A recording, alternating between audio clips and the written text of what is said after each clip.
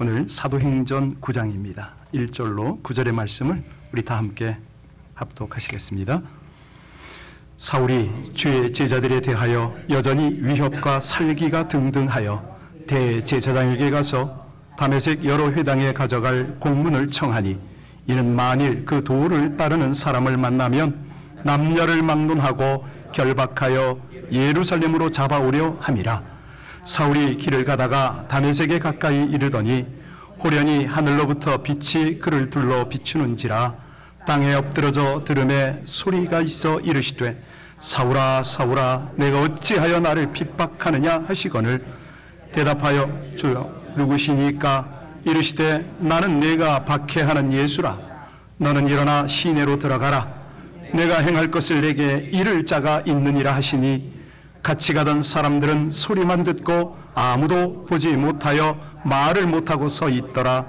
사울이 땅에서 일어나 눈은 떴으나 아무것도 보이지 않 사람의 손에 끌려 다메섹으로 들어가서 사흘 동안 보지 못하고 먹지도 마시지도 아니하니라. 아멘. 하나님의 말씀입니다.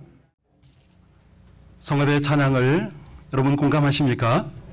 네, 찬양하라 내 영혼아. 영혼으로 찬양 드리는 예배, 하나님께서 그 영혼을 주목하시고 기뻐하심을 믿으시기 바랍니다. 예배 나올 때마다 하나님, 오늘 예배 드리는 저의 모습이 어떻게 여겨지세요? 라고 여러분이 좀 질문하셨으면 참 좋겠어요. 앉자마자 하나님 이거 주세요, 이거 어떻게 된 거예요? 묻지 마시고, 하나님 오늘 제 중심이 바른 예배자로서 주님 앞에 있습니까? 라고 한번 묻는다면, 얘야 잘하고 있구나. 우리 주님 그런 마음 아니시겠습니까? 일생에서 만남은 너무너무 중요합니다. 우리 세상 사람들은 그런 얘기를 해요. 새 만남이 참 중요하다. 부모와의 만남, 그리고 부부의 만남. 뭐 그 중에서도 부모 같은 스승을 만나면 참 좋겠죠. 부부 같은 친구를 만나도 괜찮을 것 같아요. 그런데 우리 크리스천들은 그 모든 차원을 뛰어넘는 가장 중요한 만남을 알고 있습니다. 어떤 만남이요? 그렇습니다. 중요한 만남. 자, 이 만남 어떻게 이루어집니까? 둘 중 하나잖아요. 어떻게 우리가 주님을 만날 수 있는가? 오늘 본문처럼 주님이 직접 찾아오시면 제일 좋죠. 그런데 더러는 우리가 나가야 할 때가 있습니다. 오늘 마침 주인숙 권사님 오시지 않았는데, 이 주인숙 권사님께 제가 두 번째 갔을 때 임종 예배를 드렸어요. 왜? 아무것도 못 드시니까. 지금 아마 온라인에 계실 것 같아서 우리 주인숙 권사님 다시 한번 축복합니다. 우리 권사님이 깨달음을 가지시더라고요. 하시는 말씀, 목사님 제가 하나님을 보고 싶은데 안 보여서 어떻게 하면 좋습니까? 라고 그렇게 하소연을 하셨는데, 우리 권사님 깨달음은, 예, 제가 주님께 가면 되는 거죠. 제가 알았어요. 가겠습니다. 그날 저는 권사님에게 부탁을 했어요. 권사님, 힘이 있는 그 순간까지는 주님 사랑합니다. 주님 감사합니다. 주님 찬양합니다. 이 고백을 좀 하시겠습니까? 그런데요, 어제 연락받았습니다. 그 권사님이 음식을 다시 드시기 시작했대요. 제가 임종 예배를 몇 번 드려도 괜찮으니까 괜찮아요. 권사님 화이팅. 예, 우리 주인숙 권사님을 응원하는, 하나님께 감사하는 은혜, 영광의 박수를 한번 드립시다.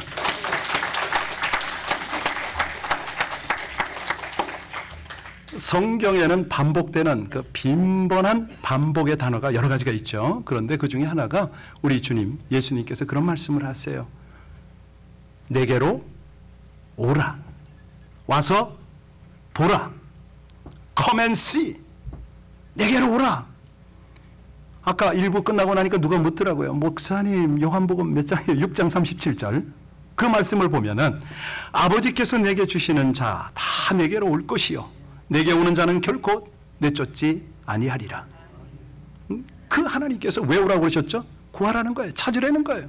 두드리라는 거예요. 왜? 하나님께서 모든 걸 보장하시겠다는 거죠. 자, 오늘 이제 이 장면 속으로 한번 들어갈 겁니다. 사도행전 9장의 전체 줄거리가 뭐죠? 다메섹을 향해 가는 누구? 사울. 그리고 사울에게 나타난 예수 그리스도 만남의 사건이죠. 사울은 율법을 지키려는 자기 신념, 이 신념 때문에 기독교를 따르는 사람을 체포하기 위해서 다메섹으로 갔습니다. 그런데 여러분, 이 예수를 박해하고 모든 그리스도인들을 박해하는 사울의 배경 뭐죠? 여러분 너무 잘 아시죠? 다 중요한데 바울 스스로 고백한 그의 고백을 한번 들어볼까요? 내가 8일 만에 할례를 받고 이스라엘의 족속이요 베냐민의 지파요 히브리인 중에 히브리인이요 율법으로는 바리새인이요 율법의 의로는 흠이 없는 자로다. 아주 당당합니다. 뭐 객관적으로 보더라도 그의 출신 배경은 길리기아 다소죠. 유대인이죠. 로마 시민권자입니다. 가족, 가문, 유대교 중에서도 순수성과 엄격을 자랑하는 바리새파죠. 그러니까 일찍부터 이 사울은 우리가 잘 알듯이 예루살렘으로 보내졌습니다. 그리고 하버드 대학에서 가말레알 교수님의 사사를 받지 않습니까? 이 스승 가말리엘은 당시 율법 선생 중에서 학식, 인격, 모든 분야에 뛰어난 인물이었습니다. 그러니 그가 배우는 것이 뭐죠? 유일신의 신앙, 엄숙한 윤리관념, 열렬한 애국정신, 율법에 전적으로 충성하는 것을 배웠습니다. 그런 배경이니까 이 추악한 십자가에 매달려 처형당하는 저 죄인, 아니 기껏해야 나사렛 그 목수의 아들 그 예수를 메시아로 믿는다? 이거야말로 하나님을 모독하는 죄 아닙니까? 더군다나 이 정통성 있는 유대교를 비판해 아니 모세의 권위와 전통적 유전 그리고 율례를 파괴한다고? 도저히 용서가 안 되는 거죠.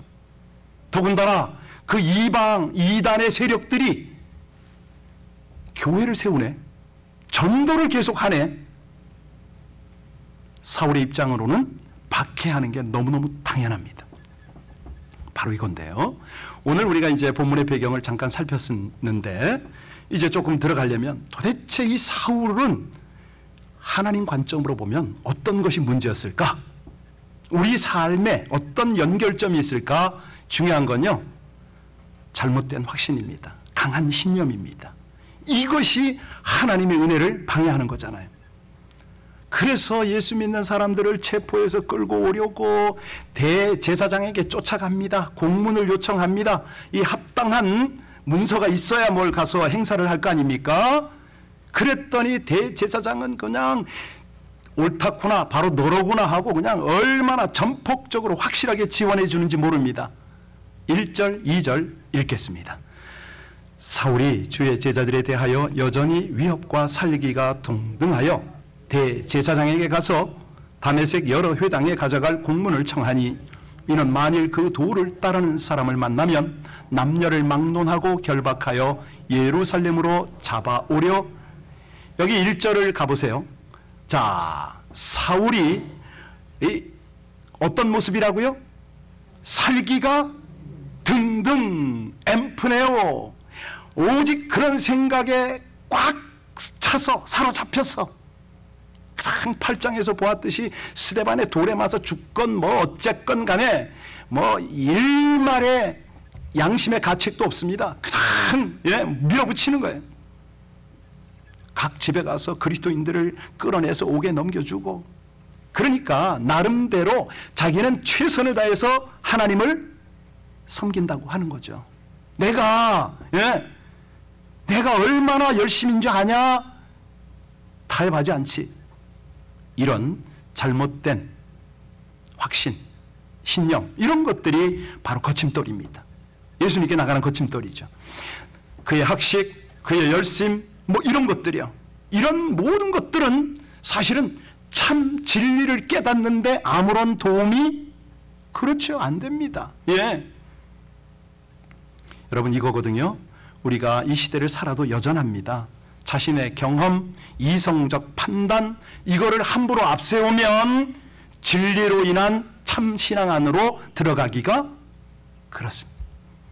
잘못된 확신, 강한 신념 이것이 오히려 성도들을, 교회를 핍박할 수도 있다. 이런 것들을 좀 깨우치면서 다메섹에 혹시 회당이 한 몇 개나 있었는지 아세요? 역사 문헌을 보면 한 3, 40개가 있었답니다. 왜냐하면 그 땅에 유대인들이 한 4만 정도 정착하고 있었거든요.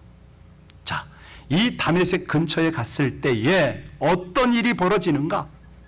요즘 젊은 친구들의 말로 찐 놀라움을 경험을 합니다. 3절, 4절 같이 읽겠습니다. 사울이 길을 가다가 다메섹에 가까이 이르더니 호련히 하늘로부터 빛이 그를 둘러 비추는지라. 땅에 엎드러져 들음에 소리 있어 이르시되 사울아 사울아 내가 어찌하여 나를 박해하느냐. 여러분 이거는 누가 기록한 거죠? 누가? 다 답을 알려드렸는데 누가가 썰렁했다고요? 그래도 웃어주세요.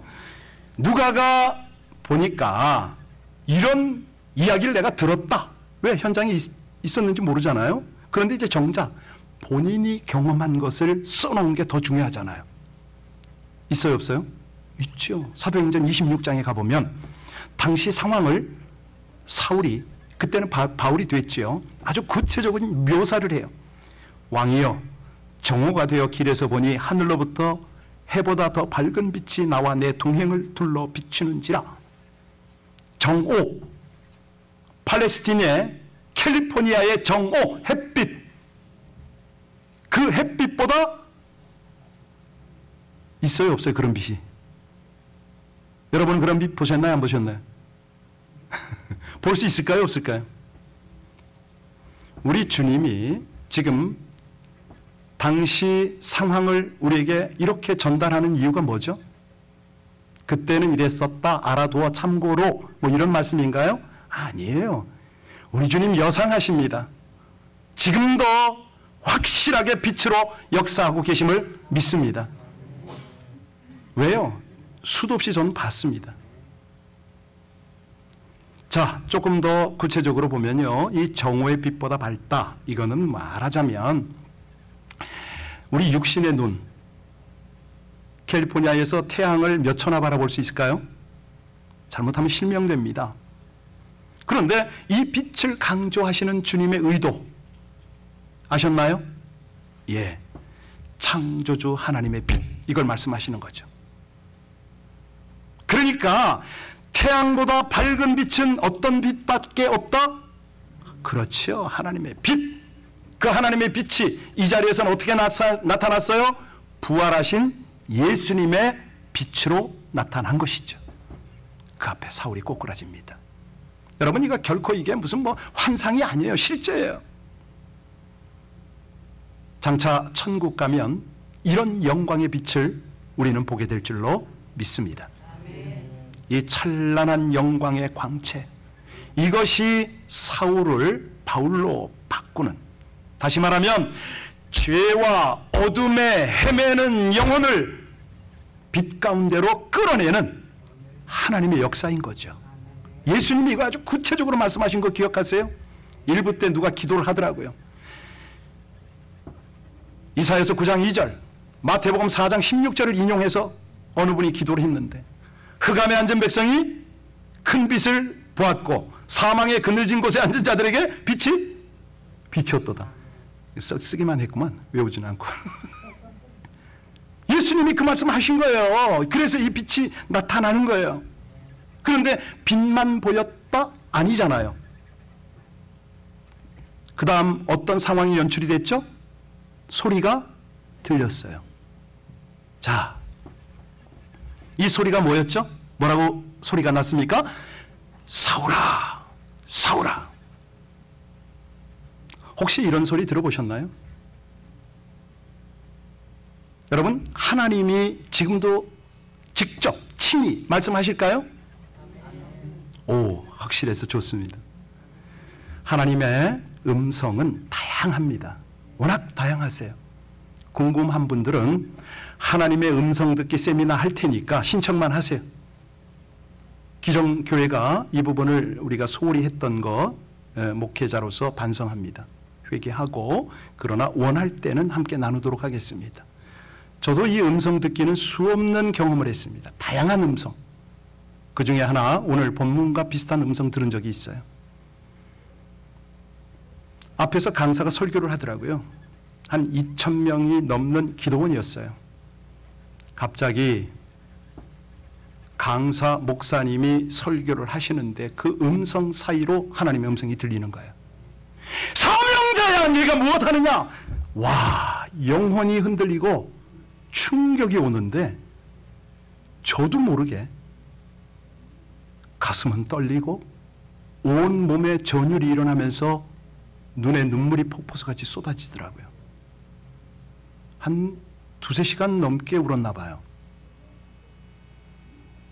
모르겠습니다. 얼마나 많은 사람에게 그 소리가 들렸는지는 잘 모르겠어요. 저에게는 분명히 들렸습니다. 여러분, 정말 하나님께서 때로는 급하고 강하게, 때로는 부드럽고 친밀하게, 어떤 때는 마음으로만 느껴질 수 있는 그 세밀함으로 아무개야, 아무개야 부르시는 음성 들으시기를 주 이름으로 축원합니다. 이 음성은 아담이 들었잖아요. 아브라함도 들었어요. 사무엘, 그 어린 사무엘을 부르실 때도 말씀하셨고요. 시몬을 부를 때도요, 그렇게 불러주셨습니다. 중요한 거는 음성 듣는 것보다 반응이에요, 반응. 사울은 마음이 뿌리채 흔들리고 말았습니다. 그 이후에 아무것도 볼 수 없었던 거예요. 사람들의 손에 이끌려서 다메섹으로 들어갔어요. 며칠 동안? 며칠 동안요? 예. 사흘. 누가 생각나요? 요나. 요나가 어디 들어갔어요? 물고기 뱃속에. 고래인지는 모르겠고. 거기서 뭐 했어요? 그렇죠. 사흘 동안 보지 못하고 먹지 못하고 거기서 하나님 앞에 자신을 돌아본 거죠. 사울이 바로 그랬던 거예요. 아마도 그 어둠 속에서 참 빛 예수를 묵상하고 더 깊이 생각했을 겁니다. 그동안에 배웠던 수많은 말씀들, 훈련받았던 것들이 오버랩이 되면서 자기의 무지와 어리석음을 통탄했을 거예요. 여러분, 이거 깨달아지세요? 기가 막히죠. 죄인을 찾아오시는 이 예수님 깨달아져야 돼요. 여러분, 사울아 사울아 부를 때 어떻게 불렀어요? 야, 이 녀석아, 네가 나를 왜 핍박해 그러셨나요? 아니요. 사울아 사울아, 사랑의 음성을 들려주신 거예요. 너는 날 핍박하지만 내가 널 찾아온다. 그리고 너의 실체를 내가 보여줄게. 네가 본다고 하지만 보지 못하지 않냐? 네가 듣는다고 하지만 진짜는 못 듣고 있지 않냐? 이거를 주님께서 다루시는 거 아닙니까? 제가 그랬어요. 제가 선교 가기 전에 한 한의사가 그러더라고요. 단둘이 만났거든요. 저보고 그래요. 집사님, 예, 선교를 꿈꾼다고요? 예. 내가 한 얘기 하겠소. 내가 얼마 전에 중국 감옥에 갇혔는데 엿새 동안 얼마나 매를 맞았는지 모릅니다. 마지막 날에는 공안들이 그럽디다. 네가 여기 끌려온 거는 쥐도새도 모른다. 너 바르게 안 불면 바로 묻어버리겠다. 심장이 쪼그라들고 너무너무 무서워서 그날 밤 마지막으로 하나님께 기도했습니다. 하나님 뜻대로 하시라고. 그런데 그 깊은 밤에 하나님이 감옥 벽에다가 환상을 보입디다. 북한 남포에서 자신이 사지가 묶여서 능지처참당하는 환상을 보입디다. 하나님 앞에 많이 울었습니다. 그리고 회개도 하고 주의 뜻이라면 순종하겠습니다 했더니 그 그 다음날 이 사건을 누구에게도 말하지 말아라는 조건으로 내보냅디다. 저한테 이 말을 하는 거예요. 제가 그날부터 3일 동안 꼼짝을 못했습니다. 서지를 못하겠더라고요. 바닥을 기었어요. 머리요? 아내가 감겨줬어요. 밥도 못 먹고. 이게 뭐냐면 우리가 복음을 위해서 믿음 생활을 위해서 나가잖아요. 이런 강한 도전이 와요. 아니 하나님의 음성이 들려와요. 아니 더 정확하게 말하면 하나님의 감동이 우리를 주장하세요. 반응은 내 몫이에요. 내가 못 들은 척 해도 돼요. 그런데 깨달음을 주시더라고요. 네가 3일 동안 정말 혼났습니다. 하나님 앞에 철저히 통해 자복하고 저도 하나님 순종하겠습니다. 주 뜻대로 하십시오. 이랬던 기억이 납니다. 그러니까요, 우리 하나님이 빛을 보이시고 음성을 보이시고 이거는요, 단순한 신비 체험의 차원이 아니에요. 하나님의 의도가 있어요. 뭐죠? 죄를 깨닫게 하는 겁니다. 그리고 구원의 감격을 다시 한번 회복해서 이 복음을 나누려는 거예요. 여기 사울이요, 핍박자로서 살기등등한 모습으로 그렇게 살았잖아요. 여러분 같은 사람 만나면 어떻게 해요? 그 자리에서? 살기등등한 모습에서 지금 어떤 모습이 됐어요? 완전히 기가 꺾였어요. 전혀 다른 모습이 되었어요. 그가 어떻게 하냐면 4절 같이 보겠습니다. 땅에 정신없이 고백을 하는 거예요. 정신없이. 5절 같이 읽겠습니다. 대답하되 주여 누구시니까? 이르시되 나는. 여기서 중요한 것은 예수님의 의도입니다. 뭐죠? 당신의 이름을 바르게 드러내시는 거잖아요. 구원자이심을, 하나님의 아들이심을 이거 드러내는 거 아닙니까?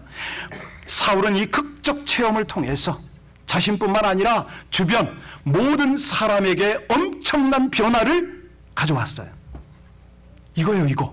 그러니까 우리가 주님의 음성을 듣고자 하는 그 의도는 뭐냐면 이거예요, 이거. 내가 변화받으려고.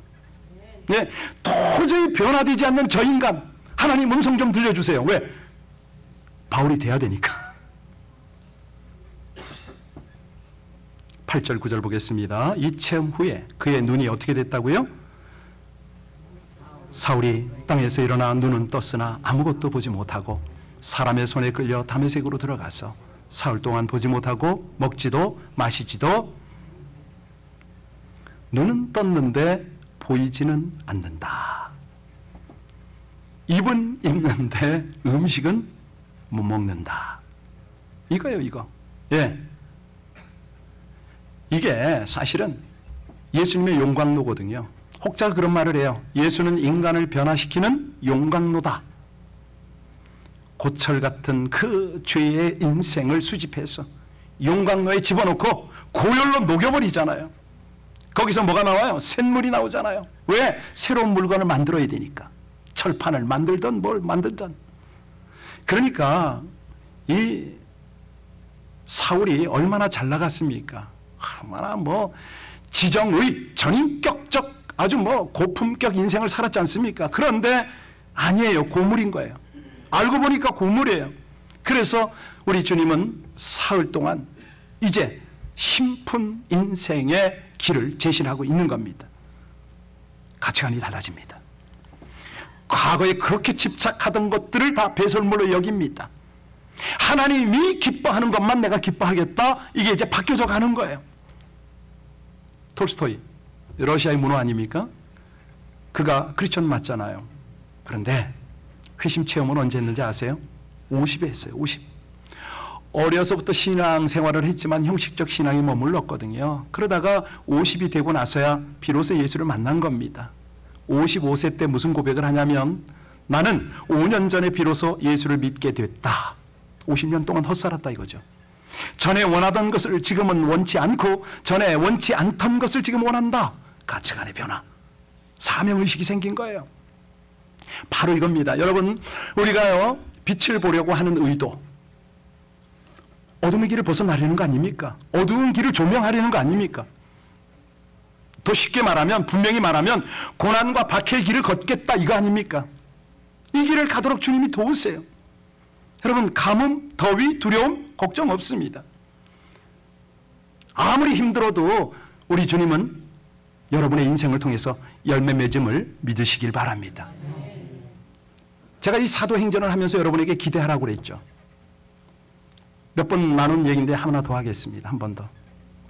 북경공항에서 제가 한 3일 시달리다가 마지막으로 압송당하는 장면이 있어요. 이미그레이션을 통과하는데 저는 여권도 보지도 못했어요. 그냥 뭐 옆에 이렇게 네 명이서 저를 호송해서 가니까 지네들이 여권으로 뭐 도장 찍는지 어쩌는지 뭐 저는 이제 맨 안에 그 왜 탑승 직전에 대기실 있잖아요. 가서 앉았어요. 시간을 보니까 거의 한 30분 남았는데 문제는 다른 사람이 들어가도 나를 안 집어넣어요. 맨 마지막에 좀 4명의 공안이 있더라고요. 순간 만감이 교차하면서 마지막 순간 내가 뭘 하지? 했을 때 성령께서 제 마음을 두드려요. 저들에게 복음을 전하지 않을래? 여러분 한번 생각해 보세요. 이 공안들이 저를 간보이했어요. 그 안에 뭐 수갑만 안 채웠지 그냥 끌고 들어갔잖아요. 그러면 그들이 저를 볼 때 어떻게 볼까요? 시원하다 이놈아 잘 가라 그랬을까요? 야, 너 복음 전하다가 정말 억울하게 추방당하는구나 불쌍하다 그랬을까요? 모르겠어요. 저는 그들의 마음을. 그런데 성령께서는 제 마음 안에 감동을 주셔서 그 마지막 순간에 복음을 전하기 시작했습니다. 양해를 구했어요. 내가 그대들에게 남기고 싶은 게 있다. 전하고 싶은 게 있다. 시간 좀 허락해 줄래?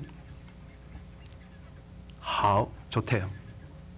근데 이상한 거는요. 그날따라요. 중국어 방언이 유창하게 나오는 거예요. 저 중국어 아니 그렇게 잘하지는 못하거든요. 그냥 대충 뭐 하는데 이야 이게 쏟아져 나가니까 4명이서 거의 울려고 그러더라고요. 그리고 최종적으로 맨 마지막에 제가 이제 이 통로로 이렇게 좌석에 앉기 전에 통로로 꺾어 딱 들어가는데 느낌이 싸한 거예요. 그래도 저들한테 좋은 인상으로 인사나 하고 가야지 하고서 착 돌아보는 순간에 공안 4명이 일렬로 쫙 서가지고 한 명만 사복이고 3명은 정복을 입었어요. 경례를 딱 붙이고 있더라고 저한테.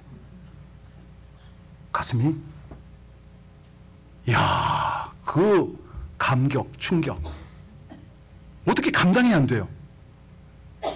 이게 웬일이지 도대체? 그래서 제가 이렇게 하려다가 이렇게 했어요.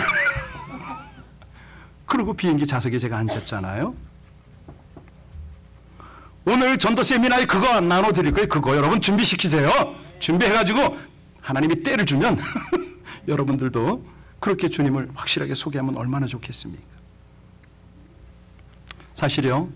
오늘 같은 이런 말씀을 묵상하다 보면 그들의 인사보다 더 마음이 가고 기도가 되는 것은 하나님 저들에게 복음은 제가 심었지만 아볼로는 물을 주고 하나님은 자라게 하지 않습니까? 그들을 하나님의 사람으로 세워주시옵소서. 그런 기도가 돼요. 너무너무 감사하지 않아요? 여러분에게도 기도 부탁을 하겠습니다. 그 김 목사를 압송했던 중국 공안 4명 제가 체포당할 때 한 100여 명 있었어요. 예. 그들에게 하나님의 복음이 들어가게 하셔서 사울이 바울 되는 역사를 허락하소서. 얼마나 하나님이 기뻐하시겠습니까? 여러분 그거예요. 오늘 주제가 이거예요. 예수 믿는 사람을 박해하고 나를 모함하고 교회를 욕되게 하는 사람들을 바라볼 때에 복수를 해야 되잖아요. 가장 좋은 복수 방법이 뭐다? 하나님께 맡기는 거다. 그가 주를 만나도록 주의 빛을 보고 음성을 듣도록 기도하는 것이다. 여러분 복음 전할 때 포기하지 마세요. 예. 그들이 부활의 주를 만나서 음성을 듣게 해달라고 정말 어둠에서 빛으로 나오게 해달라고 기도할 필요가 있지 않아요? 그게 꼭 남만 그런가요? 우리 자녀는 그렇지 않나요? 아까 여러분이 불렀던 나 같은 죄인 살리신 찬송 몇 장이죠? 305장이에요. 나 같은 죄. 혹시 이 곡의 작사를 누가 했는지 아세요? 존 뉴턴입니다. 이분이 어떤 신분이죠? 목사예요. 그런데 전직은 노예장사, 노예 상인이었어요. 15살에 가출해가지고 여기저기 굴러다니다가 노예 상인이 되었는데 나중에는 선장이 되어서 수많은 아프리카 흑인들을 아메리카로 실어 날랐죠. 그러던 어느 날 항해 중에 꿈에 어머니가 눈물로 기도하는 모습을 보았어요. 아, 이상한 마음이 들었지만 무시하고 지나가다가 배가 난파를 당했습니다. 모두 뿔뿔이 흩어지고 더러 떠내려가고 난리가 났는데 혼자만 떠밀려서 해변에 닿았거든요. 그때 깨우치는 거잖아요. 그때 주님을 만나는 거잖아요. 홀로 인생을 회고하는 가운데에 예수님을 만났어요. 극적인 변화죠.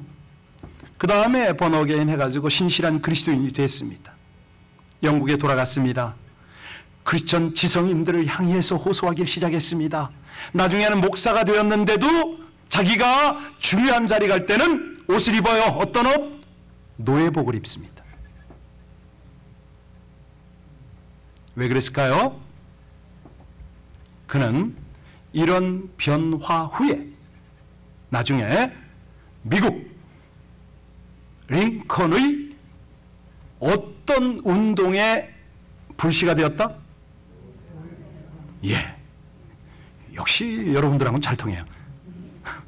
그렇죠. 노예 해방, 남북전쟁에 단초가 된 거잖아요. 어떻게 해요?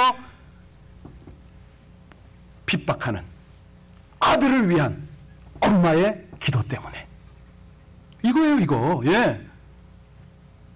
그랬더니 한 인생의 변화뿐만 아니라 가문, 민족, 나라, 역사가 변화가 되는 겁니다. 여러분, 우리 지금 사도행전 계속 보고 있는데요. 남의 일처럼 보지 마세요. 실제로 다 있어요. 다. 누누이 강조하지만은 하나님의 말씀은 살았고 역사하는 말씀이고요. 이 말씀은 그림으로 예화로 이렇게 하는 게 아니고 진짜로 오늘날도 행해져요. 간절히 여러분을 향하여 축복하기는 주님의 빛을 보시기를 축복합니다. 주의 음성 듣기를 축복합니다. 반드시 하셔야 돼요. 뭐 그게 다는 아니에요. 뭐 안 들릴 수도 있고 안 볼 수도 있고 오히려 그런 것 없이 믿는 사람이 더 복되지요. 그럼에도 불구하고 우리는 믿어야 합니다. 왜냐하면 착각을 하기 때문에요. 이게 일상이 안 되면 소유가 행복인 줄 압니다. 화모는 11홍이요. 그죠? 권불은 10년입니다. 그렇습니다. 세상 소유, 세상 재미, 여기에 목숨 걸면 허무해질 수밖에 없죠. 이제 중요한 걸 제가 설명드리죠. 이거 외우셔야 됩니다. 소유는 필요해요. 돈 있으면 좋은 거예요. 그런데 무엇을 위하여 소유가 필요하냐 이겁니다. 이거. 소유는 필요한데 왜 필요하다? 무엇을 할 것인지를 알았을 때 필요한 거다. 그게 안 되면 소용없습니다. 이걸 우리 뭐라고 그러냐면 사명이라고 그럽니다. 그 사명을 알 때 하나님이 돈을 주시는 거예요. 큰 달라고 하지 마세요. 예, 분명한 건 사명을 깨우치고 하나님, 예, 사명 감당하기를 원해요. 그렇게 하세요. 그냥 돈은 따라오는 것이지 내가 무슨 뭐 이게 따라간다고 되는 게 아니잖아요. 바울은 회심 이후 사명을 발견하고 사명의 길을 따랐습니다. 우리가 8장 9장을 이제 정리를 하면서 여러분에게 말씀드립니다. 박해당한 순교한 스데반의 마지막 모습 기억하세요? 천사의 모습이에요. 어떤 상황에서 천사의 모습이요? 돌을 맞는데 피는 흘리는데 몸은 아픈데 그때에 스데반이라면 내가 스데반이라면 베드로 사도님 그 요한 사도님 당신네들이 엊그저께 회심시킨 3천 5천 동원해가지고 이거 좀 말리세요 할 수가 아니 지금 바울이 나중에 어떻게 핍박을 받고 어떻게 죽습니까? 그러면 야 우리 가말리엘 동문들 있잖아요. 우리 베냐민 집회들 좀 모아서 어떻게 안 했어요. 줄타고 권력 이용하고 안 했어요. 오히려 박해하는 자들에게 하나님께서 역사하시도록 가장 좋은 보응의 방법을 동원하면서 자신은 자신의 사명을 묵묵히 감당했어요. 복음서, 신약성경 다 썼잖아요. 네. 수많은 제자, 수많은 교회를 세웠지 않습니까? 이겁니다, 이거. 이렇게 가는 거예요. 그 하나님께서 오늘도 지금 이 자리에서도 여러분을 다시 한번 부르십니다. 사명을 향하지 않을래? 마지막 남은 너희의 삶을 통해서 하나님의 영광이 드러나기를 원하는데 너도 살고 남도 살리는 이 삶을 살지 않을래? 하나님 지금 그 말씀 하시고 계십니다. 그렇잖아요. 너만 변화되는 게 아니고 가문이 변화가 되고 민족과 나라가 변화되는 이 놀라운 일을 마지막 생을 살면서 하지 않을래? 하나님 그러시지 않습니까? 그걸 우리 부르신 거예요. 그런데 이게요, 영적인 전쟁이라 약한 사단이 가만두질 않아. 우리에게 게으르도록, 관심을 갖지 못하도록, 핍박 때문에 피하도록, 두려워하도록, 내가 나이 많고 능력 없어서 주저하도록 계속 이렇게 만드는 거죠. 그런데 하나님은 말씀하십니다. 내 자자손손이 복을 누리고 하나님 은혜의 통로가 되도록 마지막 날 하늘의 상급을 너희에게 허락하기 위하여 이 길을 가도록 한다. 믿으십니까? 도전하시겠습니까? 기도하시겠습니다.